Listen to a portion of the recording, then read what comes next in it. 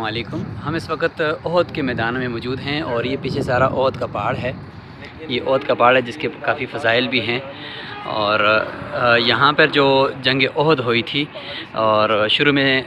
صحابہ کرام کو اور رسول اللہ صلی اللہ علیہ وسلم کو فتح مل گئی تھی، لیکن اس پہاڑی کے اوپر 50 صحابہ کرام کو جو بٹھایا گیا تھا تو ان کو کہا گیا تھا کہ آپ نے نیچے میدان میں نہیں آنا جب تک کہ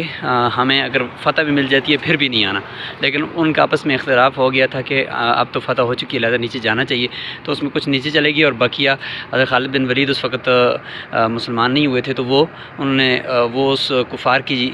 گوئے کے سپہ سالار تھے، تو انہوں نے دیکھا کہ اوپر چوٹی خالی ہے، تو وہ وہاں سے پھر دوبارہ مڑے اور یہاں ان صحابہ کرام کو جو تھے ان کو شہید کر دیا اور واپس نیچے اترے۔ تو